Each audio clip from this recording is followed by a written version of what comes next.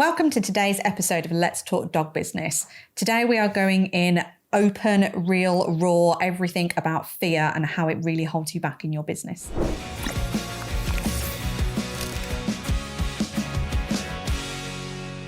So today we thought we would talk a bit about fear and how much it can hinder and hold you back, not only in your business, but in your life as well. So I want to explore a little bit with you, Vic, on when you started your journey into, I don't know, like creating a better business, a better life and all that stuff and going into this whole other random world. What things kept creeping up for you?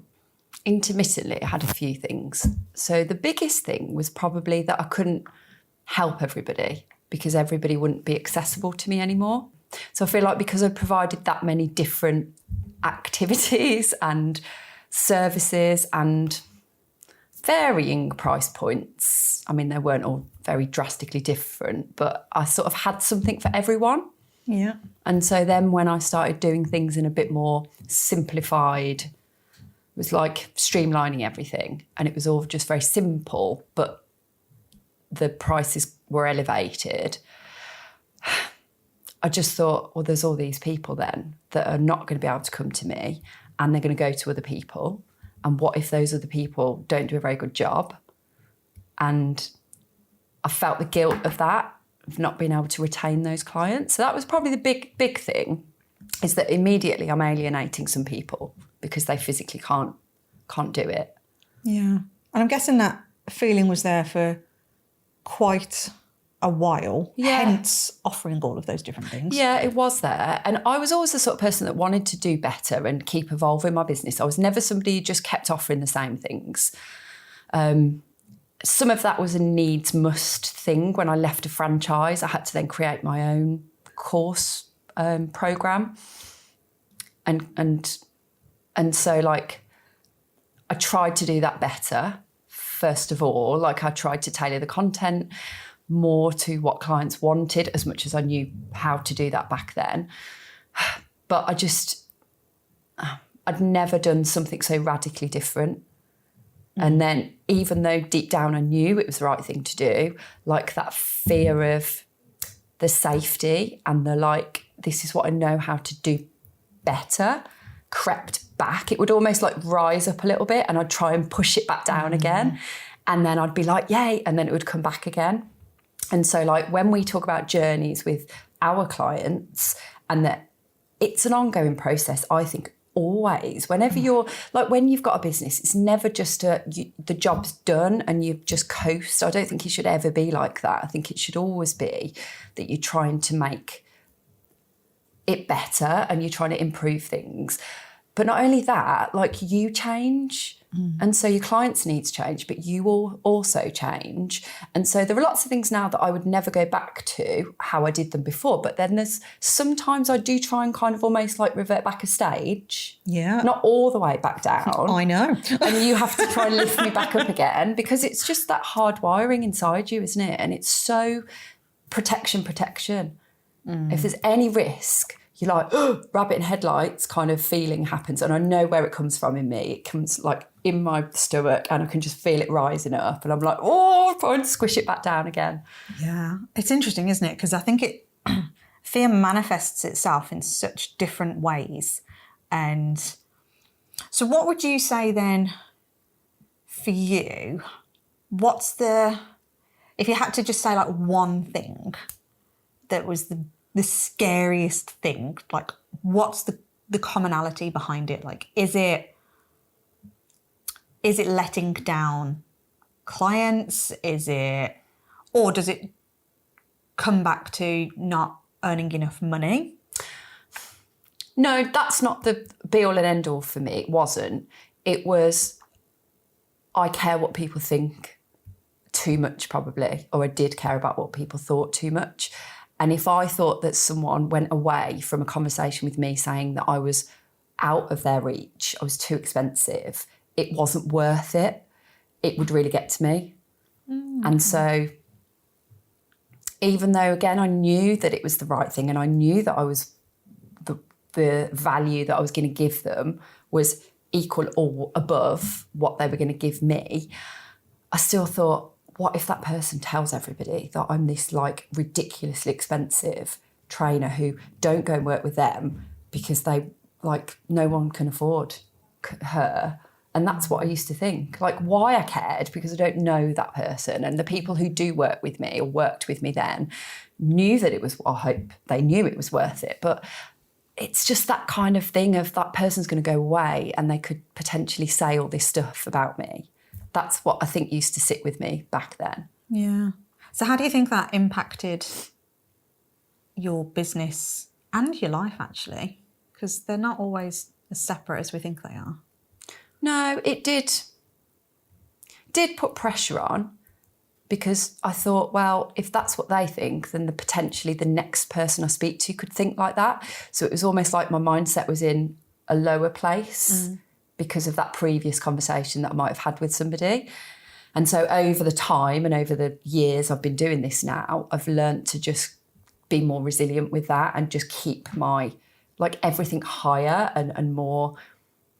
Yeah, I guess I'm sort of prepared for that now more, and it doesn't get to me like it did. I mean, it doesn't get to me at all now, but it was a really hard thing to try and keep burying away, and it would try and resurface. Yeah. And it would go in stages. It wouldn't be always there. It would kind of, I'd have like a really great session with a client, and the results would kind of just show how good the program approach is and how good that long-term relationship approach is. But then say my week was a little bit, not as great, and then I'd had a conversation with somebody who'd possibly said it was too expensive. That's all that what I'd think about then. Yeah. And it's fail. amazing how much it creeps in, isn't it? Because and I think it goes to show that you're never going to get rid of fear. It's a staple emotion that's going to be in you for life. It's supposed to be there to keep you safe. But if you don't get control over it, it will impact you massively. So we nearly didn't do this podcast, didn't we, because of fear? And there was a few things that were circling in that fear pit, I think. Our initial one was, oh God, we're actually putting our opinions out there. Yeah. And what happens if, people don't like it? We get a backlash from it. I think we actually squashed that quite quickly, though, surprisingly, because it's one thing I always thought I wouldn't like. I still don't think I'd like it, to be honest, but we got over that pretty quickly. Yeah. And then I think the next biggest fear surrounding that was the investment we've made in the production side of it and making sure that it is doing everything that we wanted it to be. Yeah. And we nearly didn't do it, didn't we? No, very nearly didn't do it. And that surfaced with you having a breakdown. Yep. I cried. I had a little strop about it. Yep. I think I tore up the paperwork, didn't I? I was like, fine, forget it, we won't do it. Ripped up the paperwork. We did rip up the paperwork. It was like a proper We had to go strop. grovel for a new sheet of paper. Yeah. Like, when we actually decided to do it. Please come and do it. But we had to talk about it, didn't we? Because we were like... It was a proper therapy session. Well, it was a therapy session because somebody sat me down and talked me through what were the blockers. And I know. I only went for a wee and then came back and you were in tears. I was like, what happened now? what on earth has gone on? But yeah, and you imagine if we'd have not gone ahead and done that, like we wouldn't be here. There were now. lots of what ifs. What if we're rubbish? What if people don't like it? Yeah. What if it doesn't work? What if it's not worth the investment? Yeah. What if it doesn't bring us what we hope it will bring us? Yeah. So many what ifs came up. Yeah. And when that was a bit like batting, what's that game where you bat the... Oh, the little like whack-a-mole thing. Yeah, whack-a-mole thing. It was like that when one went down and you went, well, talk me through it. Another one would come back up and you were like, Jesus Christ, like trying to bash all these things down. But, and do you know what though? Like it's so important to talk them out, even if you've not got a partner, because I think we're fortunate that we've set the business up with the two of us. But even if it's just you by yourself, like who can you go and turn to just have these type of conversations with? And this is where I think it's important, and we bang on about it a hell of a lot, but it's so important that you surround yourself with people that are going to lift you up, because if you then take those fears to somebody else that has got a similar mindset, well, they're going to validate your fears. They're 100% going to validate them, and they're not going to push you through it. And for me, I think it's always asking yourself that, where is that fear coming from? You need to identify it to see if it is a valid thing. And remember, it's a normal thing. It's a normal emotion that's going to crop up. But if it's showing up in a way that it did for us that weekend, where we're like, oh my God, like full on breakdown, like tantrums and tears and everything, for me, you know it's worth it when you're getting to that point. Yeah, you know you want it. Yeah. And you're really trying to find a way past all of those blockers. Yeah. And if you didn't care about it, if you didn't want it, why would you get upset about it? Yeah. So it was definitely, I knew in my gut that we should be doing it, but I was like, but we can't do it. We can't afford it. No. It was all of that, wasn't it? Yeah. Yeah. And the reality is we couldn't afford it. No, we couldn't. Like, but we made it happen. Yeah. It was a substantial investment, and it was, we made it happen because we knew we wanted it, and it just opens up conversations. So it's always about how can you push through that fear, because it will hold you back. So some of the other conversations we've been having over the last couple of weeks with our clients have been things like, so I suppose for a bit of context, we've had people going, I really want to get rid of some services. Deep down, if I'm being honest with myself, some of the things that I offer, I don't particularly want to be doing, but I'm scared to let them go. Yeah. Because and if just for clarity, this Yeah. is dog business owners, clients, not dog owner clients. Yes. So yeah, the context around dog business owners wanting to get rid of some services that they potentially don't enjoy as much, but the fear of letting them go because currently they're bringing in some cash is so strong. It is so hardwired in people to want to let go. When you look at your accounts, for those who offer services of a fairly low amount, so let's say for me it was like £80 course, people would sign up for an £80 course.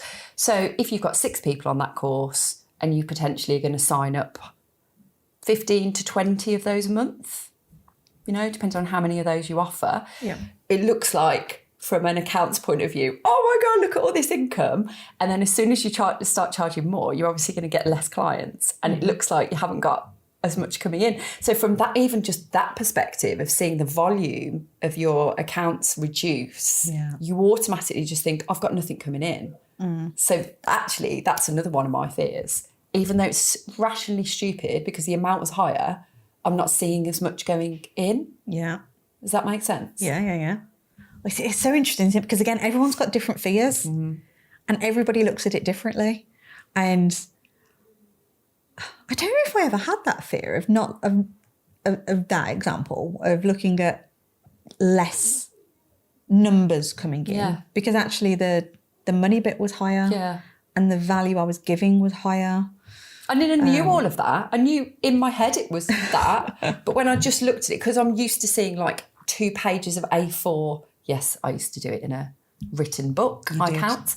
I had 2 pages of A4 on average a month of £10 here, £80 here, £20 here. I used to sell toys and I still sell harnesses now, but harnesses, toys, chews, and I felt like, oh my God, another sale, but sales of like £5-10. Whereas now it's more like 1,000 to 1,500. I still couldn't get my head round that. It took me a little while. And I'm actually just looking back at that, not realising it was actually a thing until I'm talking about it. Yeah. It's really odd. It is odd. So how else has fear kind of manifested in your business or even personal life, actually? Because I think it's all related. Fear pops up all the time and it will stop you from doing things. Yeah, I guess it's that thing of when a client comes on board now, it's a bigger event. It's not as big as it used to be. It was like a massive event when I used to get my first paying clients that paid me a lot more. Now it's a lesser event because you just get used to it like that. But from my husband's point of view, he would be constantly asking me, so did you get that?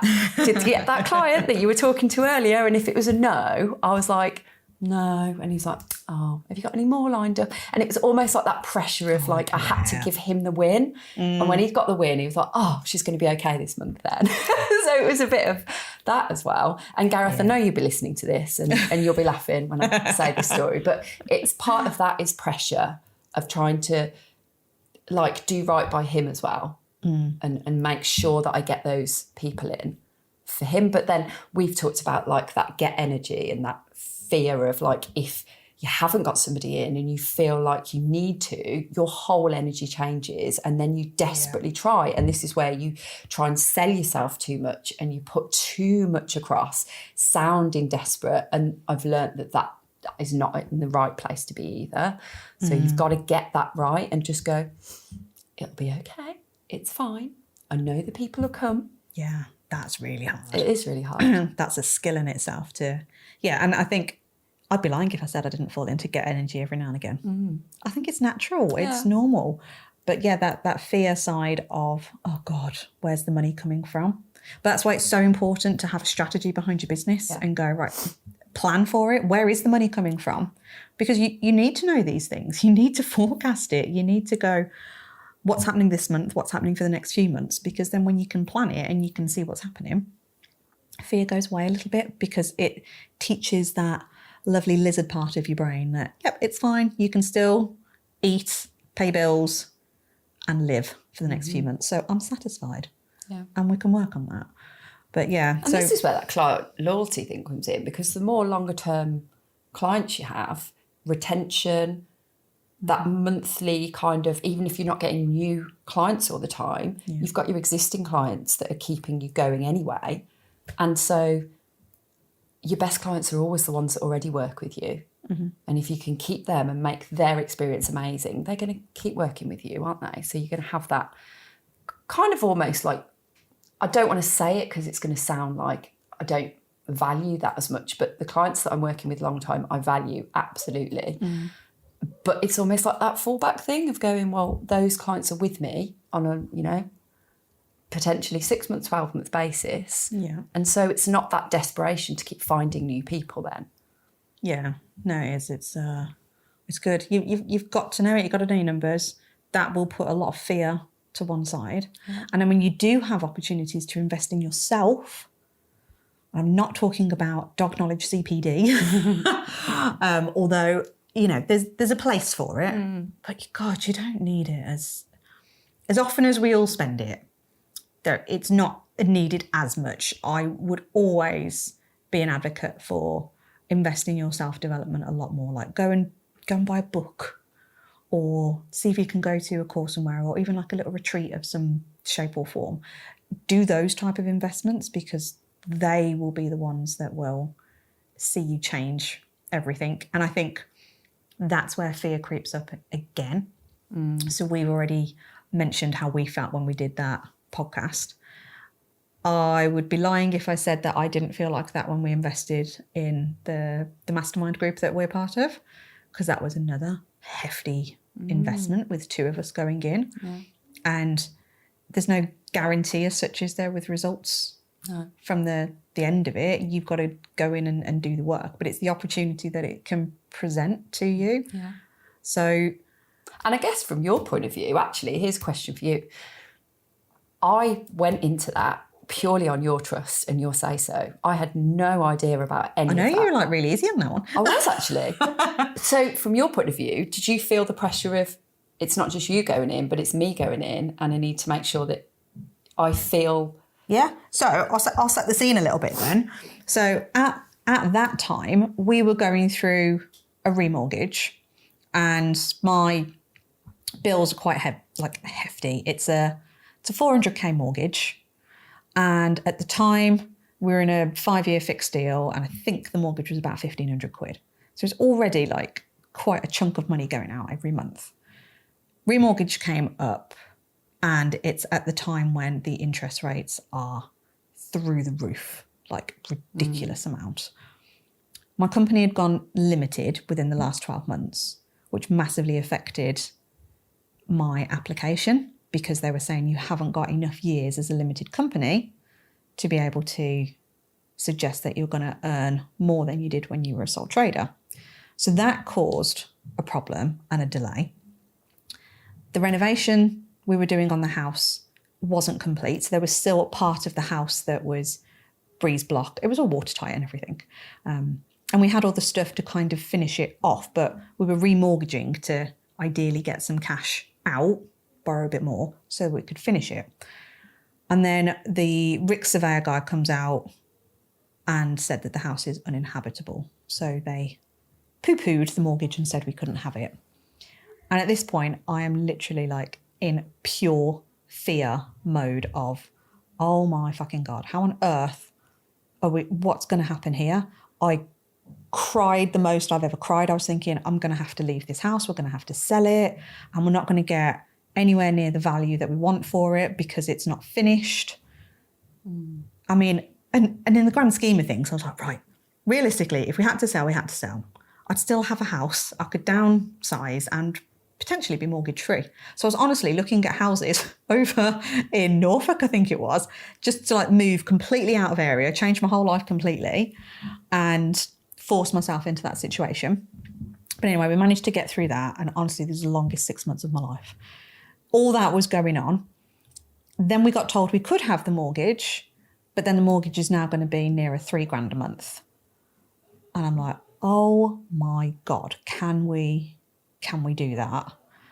So I either very cleverly or very stupidly, we figured out that if we borrowed a bit more, then technically I could keep some of that money in the bank. Let's not do the renovation immediately, and we'll keep that cash in the bank to pay the bills so that it takes the pressure off of having to bring in any money.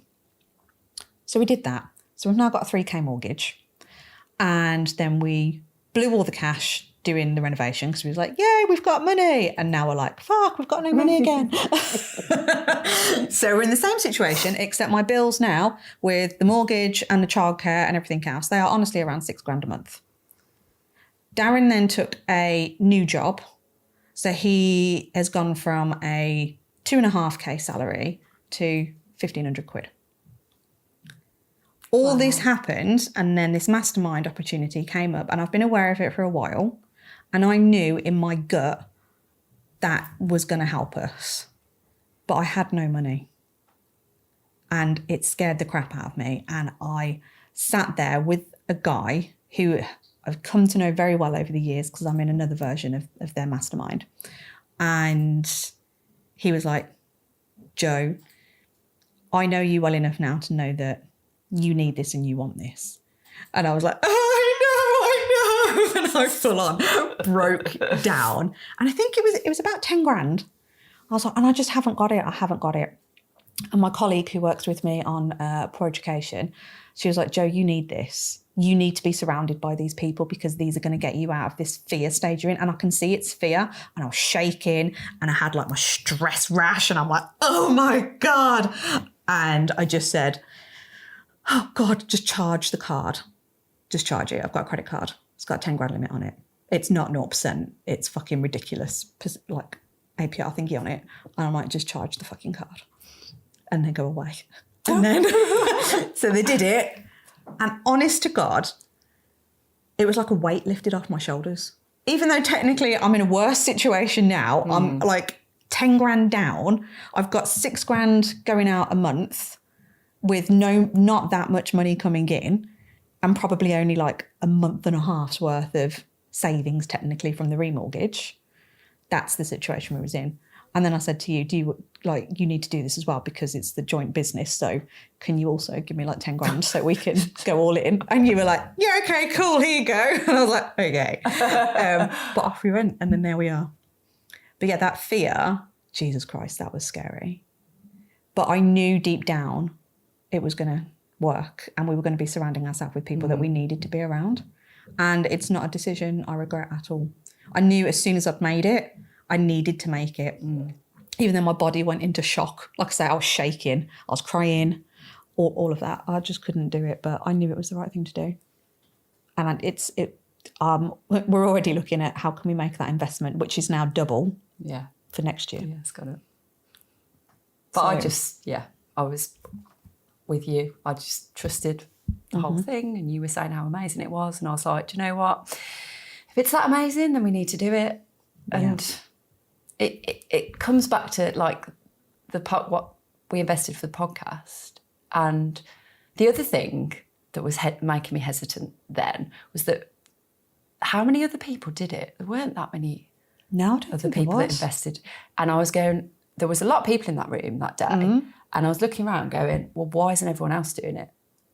That's the other thing. It was that comparing us to everyone else and going, well, if it's that brilliant, why isn't everybody signing up for it? Fear. Yeah. But why was I doing that? Because if we really wanted to do it, does it matter what anyone else thinks? It shouldn't matter what anybody else thinks. Should it? But it does, doesn't it? It creeps in all the time. Like, you compare yourself to others all the time. And then again, this to me is where when you surround yourself with. So if on that day when I signed up, if my colleague hadn't have been there going, and by the way, she is the most risk-adverse person I've ever met. She belongs in that camp where she's like, oh my gosh, no, you can't do that. I mean, she's amazing, but yeah, she's not the type of person that would go and make that type of investment. So for her to actually have my back in that situation, I was like, I needed that. I needed that shove. Now, if I had had that same conversation with, I don't know, let's say good old mummy dearest, there is no way in hell she would have validated that decision for me. She would have validated the fear. Yeah. And in fact, there would have been a lot of people that I could talk to that would have validated that fear and gone, wow, you haven't got it. There is no way you've got it. And even Darren to a degree, and Darren is really supportive, and he knows I spend a lot of money on like CPD and everything for business and self-development. But at that time where we were, he was even a bit wobbly and going like, fucking hell, Joe, this is tight. What are you doing? And if you've got that, is a bit of doubt, then... Yeah. Which is why I knew, because I've done all this work and I'm very aware of who I surround myself with, I knew if I spoke to any of those people and asked for permission, because that's what we're doing, isn't it? It's like you're looking for that validation. It wouldn't have worked and I wouldn't have done it. And then there is no way we would be here today. No. Not a chance in hell being able to do all the amazing stuff that we're doing and helping all the people that we're helping. We wouldn't have been able to do any of this, which is our purpose in life. This is what we were meant to do because of fear. Yeah. And also it's knowing that it's the right path, and having had that big investment, having made that big investment, we're even more determined to make it back, aren't we? Yeah. We're more determined to make this work, to get our messaging out, to I don't know, it's made us have to do it even more. Like, we were going to do it anyway, but it's given us that kick up the backside that's going to make us do it even better. Yeah. It's almost that bit of accountability, isn't it? Because we even tried to, I don't know how you'd phrase it. We almost tried to cut all the corners, didn't we? Oh, yeah. So certainly with the podcast, we was like, we could do that We could ourselves. just do this, it's fine. just it's fine. We'll half-ass it. And then, but learning from the course that we went on, we know that you can't just half-ass it, because if you try and do that and you try and just bring out the odd ad hoc podcast, it doesn't work. So we need to make sure it's regular. We need to make sure it's professional as it can be. Yeah. We need to make sure it's reliably, like, keeping us on track. And I know that we wouldn't have done that if we'd have done it on our own. Yeah, yeah. And actually, I think there's a bit of, you can almost cross over this a little bit. So I'm sure you would have felt it at one point. I've definitely felt it when I've been in those scenarios where there is an upsell to a big thing and all of that. You know, it's quite a common approach to everything. And you're like, am I just going to get got here? Because you're really awesome at what you're doing. Of course you've like articulated this perfect little 3-day course into a big upsell. Of course you have. It makes sense. And that fear pattern plays in of, well, there is no way I'm going to do that because you're really good at sales and that's why you've got me in. And arguably, that same thought process could creep up when you are looking to really improve and enhance the services that you're offering, whether that's increasing the fee or just changing how you deliver it. That thought process of, oh, well, maybe a potential client's then going to look at me and go, well, you know, how dare you do all of that stuff when I can go and get that for this off someone? But it's fear telling you that story. Yeah. Because the client's not thinking that, or the potential client's not thinking that. Some might, but a lot aren't. But it's that story from fear, because that's your pattern of thinking that you're now executing on somebody else. Yeah. And that was absolutely me on that third day. I said to you before the pitch comes, I was like, no way. We are not doing this. And you were like, okay, Vicky, okay, we're not going to do it. And then Jo does this really like, oh God. She does this thing when I know that she wants something and she keeps looking. Well, first of all, she looks at me and she's sat on this side of me and she keeps looking at me and I'm purposefully not looking back at her.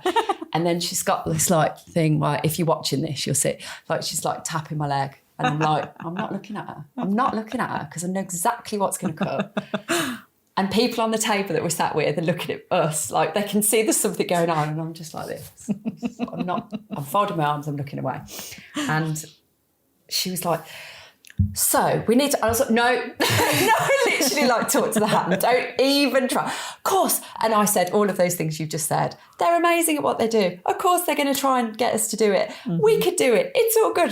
And she's going, how are we going to do it? How are we going to have the time to do it? We can't do it. We're not podcast editors and producers. We're not going to be able to do it. We're dog trainers. We're people who help people with their businesses. Like, it's not what we do. And then, yeah, it all sunk in that everything she says is right. She's usually right. Most things. I was like, yeah, you are right. And then we had that real, like, lay it on the line.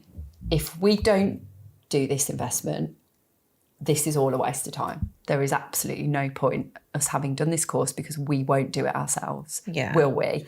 Yeah. And there was a big pause and a lot of like putting my head in my hands from me. I think we actually played it out as well, though. We were like, right, yeah, okay, so this is where we're at the moment. So let's hit pause. And because I think this was day 2, wasn't it? And there was a third day left. 2. So day 2, we spent the afternoon. So I'd had my little tantrum and ripped up the thing. You'd had your cry and breakdown, and then we just put it all to one side, let the course resume. We were going to go out on the piss that night. We were going to go and have a few drinks. It was Christmas. It was Christmas, yeah. We were like, no, come on. But we didn't. We did have a few drinks, but we did it in the hotel bar instead with our laptops. And we thought, right, let's actually play this out. And we played it out by actioning things. So it was like, right, let's act like we've got this amazing podcast and we've got this amazing business that we want, that we're so passionate about, and we can see the message so clear. Let's play it out. And we spent the next 5 hours just cracking on with getting some stuff done. And before you knew it, we were like, boom, got this person, boom, got this person. This has opened up loads of conversations with people. And because we went all in, we played full out, we were like, let's do it. We've proven the concept before it even started. We had no podcast. We had no name for it. We had no real idea of the content at that point. Mm-hmm. But we'd got like 5 or 6 guests that said yes that day. Yep. And we were like, no, we're going to do this because we were so clear on that vision. We were like, no, we're going to do this. And fear cannot hold us back on this now because we played it out. So it was and that's what made us do it, isn't it? Yeah. But no, and then it makes you laugh, doesn't it, then? Because like when you look at the big extremes of that, and then when we look back on our training businesses and then go, oh my God, I was so scared to take out 3 training sessions. And now look at the sums of money we spend on investment and the things that we're committed to, that we still don't have answers to on how we're going to pay all these bills. No. But we're doing it because fear is not going to hold us back. And on the other side of fear, I do genuinely believe that amazing things can happen. You can choose to stay in fear. And I think if you are, it's going to sound a bit weird, but I think if you are experiencing bodily things going on, like the stress attacks and the cries and the stress rashes, and you know your body is in like that fight flight mode, you know you want something. Yeah. And for me, I'm like, just whatever that is, see what's on the other side of it. Yeah. Gives me that sick feeling. Because if you stay there, well, that's all you're ever going to get. Yeah. But if you want something more, you've got to go out and find it. Yeah. And you've got to see what's on the other side of fear. And if we'd have done it half-assed, it would have been half-assed. And, you know, so far it's been amazing, the feedback. Yeah. And I think this ties in quite nicely with, we was doing a training the other day, wasn't we, about your purpose and the vision for your business. And I think if we didn't have that vision and purpose in this business, you don't ever want to explore what's on the other side of fear. And actually, I don't think your body would have the same fight or flight response because you don't want it enough. It wouldn't be worth it. What you'd have to go through to get the other side wouldn't be worth having, would it? Yeah. So you know it's got to be worth something if you're willing to put yourself in that really out of comfort zone position and scary, unknown, don't know if we'll be able to do this. But if you have the attitude, we can do this and we will do this, then it will happen. So we had lots of conversations recently as well with people who are considering going all in on doing their training businesses and either leaving a full-time job or, you know, just that switch over of something somewhere. Or there's big events coming up that you're thinking, I'll wait till the event's finished. Again, it's that whole, maybe it's a bit of a morbid view, but I'm like, there is no time like the present. And for me personally, and it's my own personal view, it's how I've approached everything in life. If I feel strongly enough that I have put an inquiry in somewhere on anything, clearly I want it. Like my subconscious brain is saying, you need to explore this. So if I put the brakes on something that I have actively sought out, for me personally, that makes no sense for how I know I am. Yeah. And I question myself all the time going like, it's fear stopping me. It's crept up again. Like, hello, fear, bugger off. Let me deal with you later. But sometimes fear will help you. It will hit pause when it's necessary needed. Sometimes, isn't it? Absolutely. It stops you making absolutely ridiculous decisions sometimes. Yeah. But I think a lot of the time the fear is so ingrained in us that we need to push it back a little bit. Yeah. So there are people who are never going to do what we did. No. There were so many people that would never even entertain that amount of money. But for us, we knew it was worth it. But for someone else, it might be just more money than what they're used to. And it's just a big amount in one go, but nowhere near that same amount. So that's still pushing things, and that's still pushing fear away. It's having a conversation with fear and going right, okay, so what... That's good. I know, yeah. I like this. I know. Have a conversation with it and go, right, what are we scared of? Where has that showed itself before? Because it will be a repeating thing. Yeah. How did it serve you? I think that's a really good question to ask it. Because if it served you, well, it's going to keep creeping up again. So all these things that you do with your dog training clients, ta-da, do them with yourself. If that dog's acting a certain way, guess what? They've learned that habit.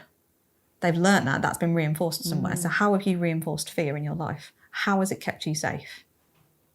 And what has it stopped you from doing? Yeah. It does stop you doing a lot. Yeah. And I think it will show itself a lot as well in terms of the fear of putting yourself out there. So again, a lot of people are saying they don't really want to put themselves out there on social media. They're scared of what people are going to say. Again, that is keeping you safe. But then what's the stronger pull? The message you're wanting to put out or the fear of potentially a negative comment? But also with that, play it in your mind again. Yeah. What if?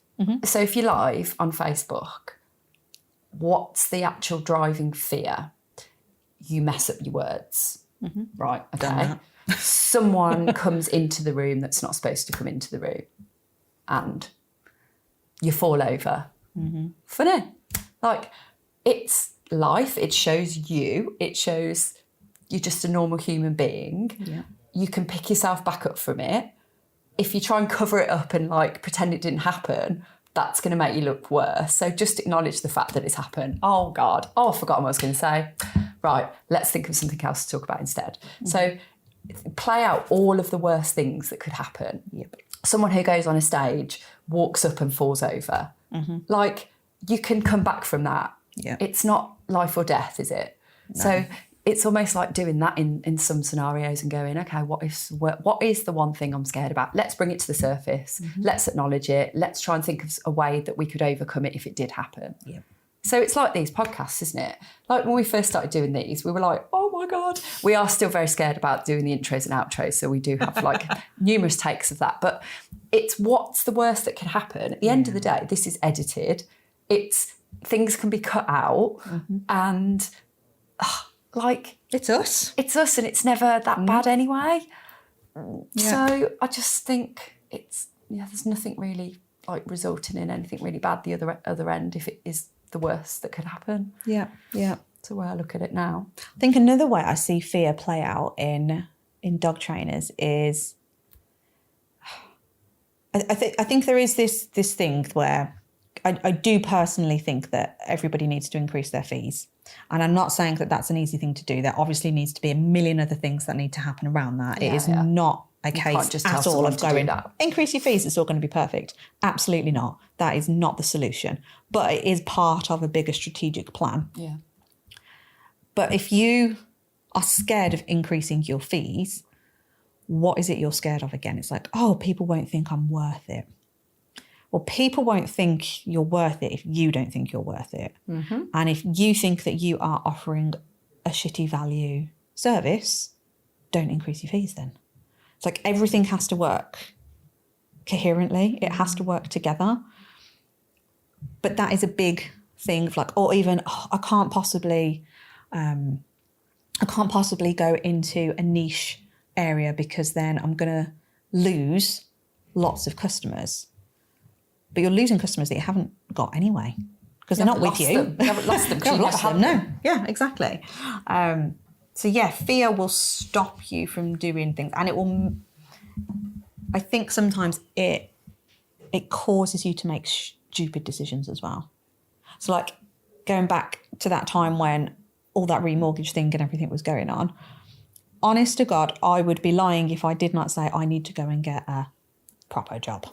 I need to go and ask my old corporate boss if he'll have me back in and I can get my 60k salary back. Did that entered my mind? Head, did it? Because the fear was so strong with the kids, trying to look after Darren as well, and, you know, trying to make sure that because I've always felt really guilty that he's had the stable job and I've, you know, I hate the word allowed. It's not like a thing, but you know, he's given me the opportunity to go and do all of this stuff. And I know he's hated his job and it's made me feel really crap that he's stuck in it. So it's that staple bit of income coming in the background. And even though arguably, like we both know that I can bring in more because when you're self-employed, you've got the opportunity to bring that. He can't work any more hours and he's not going to earn any more money for it because it's capped. So I've always wanted it to be that he can go and do his thing.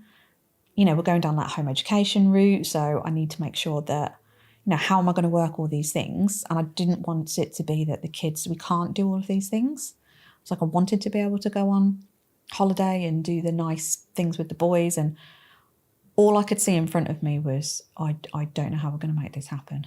I really don't know how we're going to make this happen. I'm not going to be able to work. Because then actually, even going back to the corporate job, I don't know how I would have made that work because that would have been a tie of your time. That would have been like a 60-hour work week minimum going back into that world. And yes, okay, the money would be there, but then the childcare fees would have gone up. Arguably, I would have had to put the kids in school because how can I home ed if I'm in a full-time job at that level? And Darren's the same. He's going to have kids. Oh, we'll have to do the free childcare of school.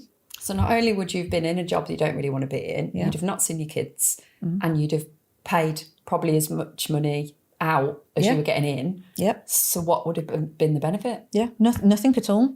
And all of that was circling in my head. I'd be like, I cannot do this. Like, we've got no money, we've got no money, we've got no money. That's all I could think about.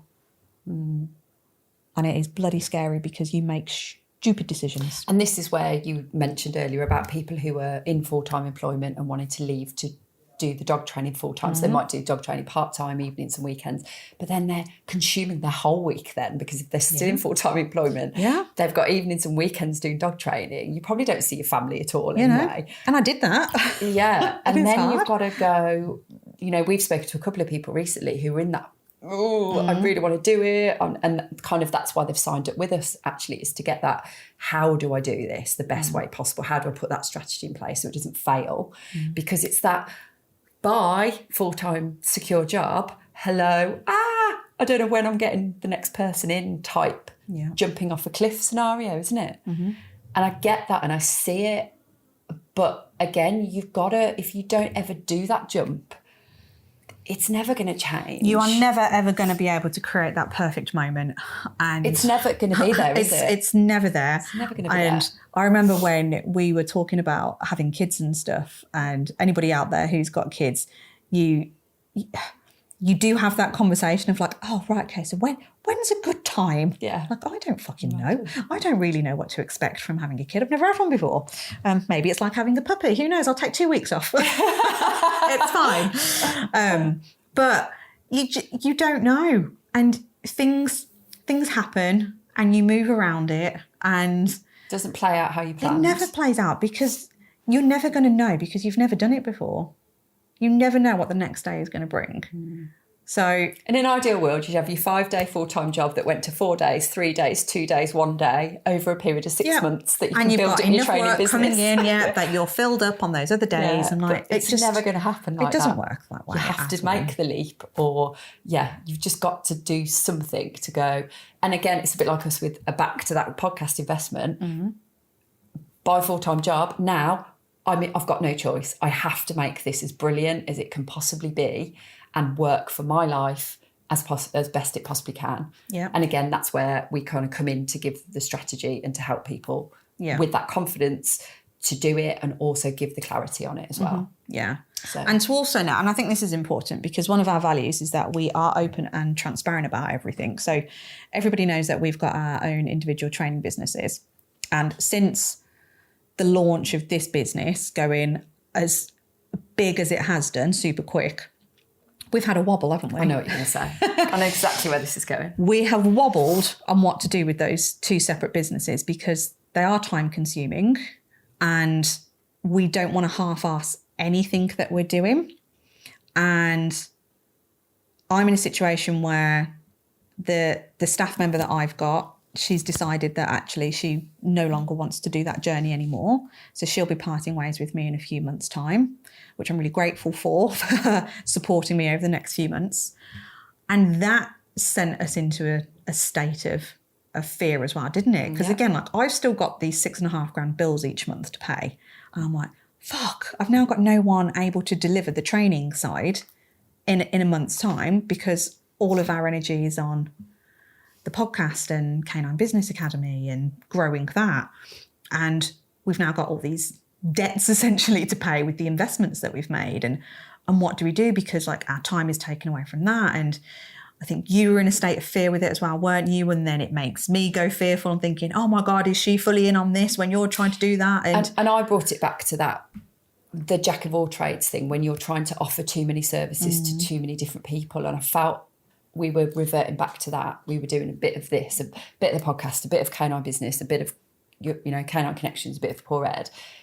And I didn't want to spread myself too thin, because I'm like, the service is not going to be good if I'm having to keep dipping in and out like this. Yeah. So we've had a serious word with ourselves, haven't we? Yeah, and we've put plans in motion now on combining those two businesses into one, and we are now functioning together in that world and doing some delivery. But we've changed how we're offering things. Yeah. We've stripped everything back, and we are looking at different types of services. So we've not landed on anything concrete, but we've got a plan that we're executing at the moment, and we've worked through the fear of it.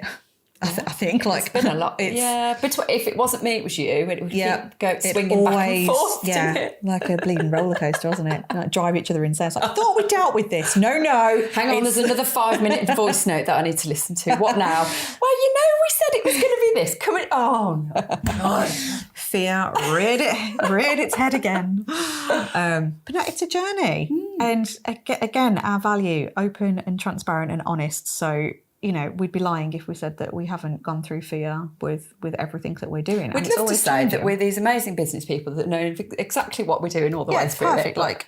But, you know, we are normal human beings that are testing and trialing things, and we know what works, and we're sharing that information. And yeah, okay, we're in a new realm now where technically we've got 3 businesses under our hood, and now we're trying to figure out how we can do that. So we are looking to grow our team as well. And all of that is new territory to a degree, because we're in 6-figure thinking mode business wise, not sub 6-figure, and it changes.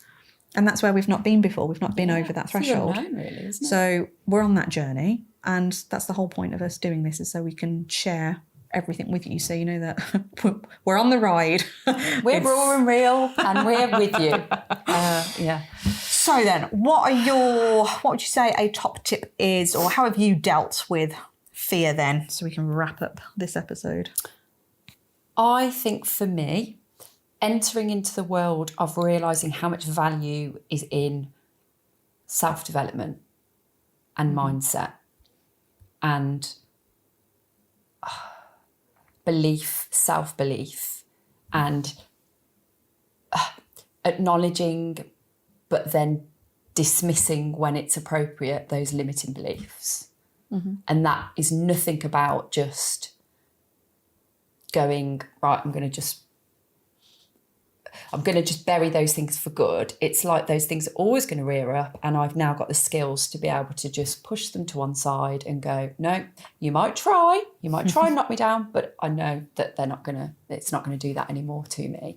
And if I didn't have all of that resilience and all of that personal development work and growth work, I wouldn't be where I am now. So I think that's the biggest tip I could tell anybody to have, is to look at the importance of that. If you want to change your business and you want to get out of the rut that you're in, you have to do work on yourself first. Yeah, it's important, isn't it? I think mine is